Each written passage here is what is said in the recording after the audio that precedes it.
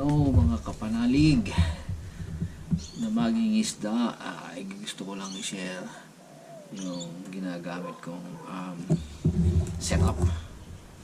So ayun, setup ko sa panghuli ng Taylor setup. So ang rod ko is a Cenac Assault Esperto.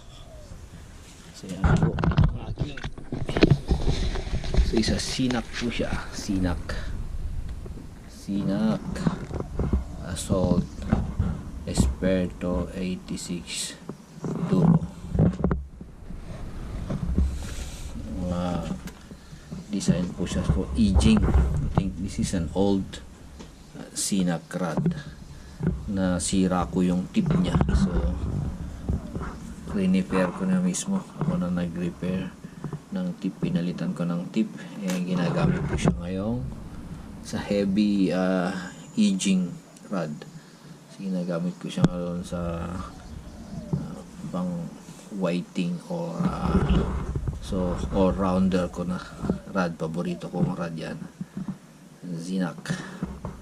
Tapos ang reel ko is Certate na LT 400 CHS. So ayan, puro second hand yan, puro second hand. Hindi ako makabili ng bago kasi mahal.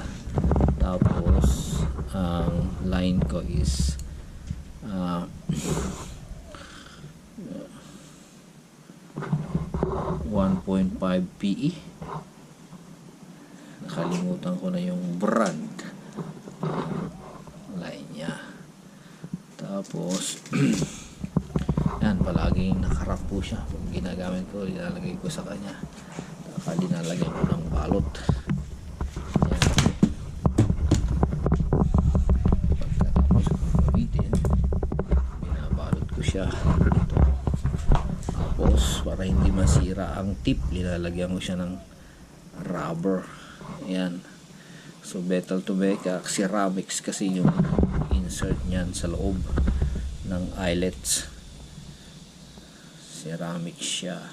So ito, nilalagay ko siya, isa 40-pound swivel. So easy connect na swivel sa, ayan, bearing po yan, may bearing. So pag umiikot lang siya sa dulo. Ayan ang aking setup, all-rounder setup ko pag ako nagpipishing. So pag pinipishing ko, pagka malalim sa deep, pwede sa deep, this is my setup. So ayan, setup ko. Pang Taylor setup ko pala to. Ayan, 3 gang hook na may 3 balls sa dulo. Ayan, ako rin po nag-setup niya ng gumawa. So kapag ang tubig malalim, gagamitan ko siya ng ganito. So may pabigat siya, tapos ihuhuk ko ang gang hook ko sa kanya. Yan. Tapos paggabi, may pailaw siya dito. Pag nakita ko yung ilaw sa mga 1 meter deep, so slow retrieve. Yan, ginagamitan ko. Pagka naman shallow, i-attach ko siya dito sa float. Yan po. Pag shallow, ibig sabihin mababaw, nalagay ko po siya dito. Either na go direct ko doon sa gang hook, or I use this one together. Yan po ang dalawang setup na ginagamit ko pang Taylor. So ayan po ang aking nahuli sa aking setup na ganito. Ayan, Assault Esperto Duro. Ang huli po niyan ay ito. Ito nyo po yan, 400. Ayan po. Hindi ko po alam ito. Mackerel po ata to. Mackerel or bonito.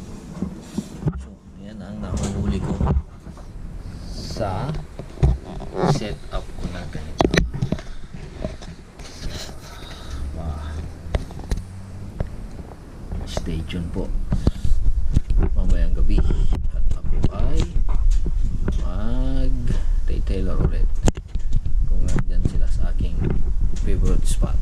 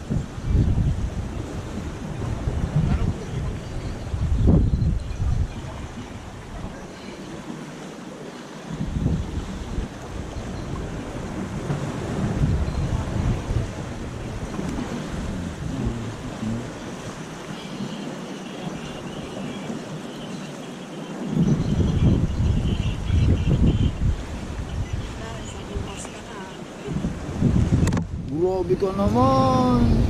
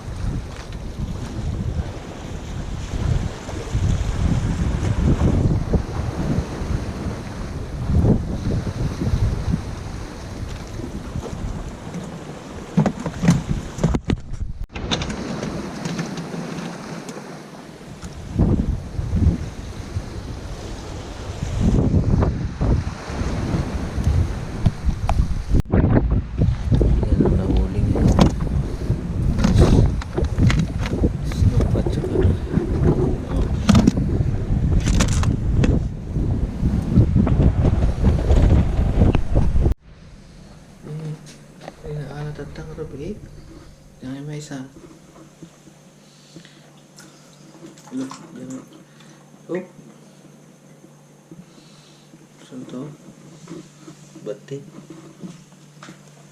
May mga size pa.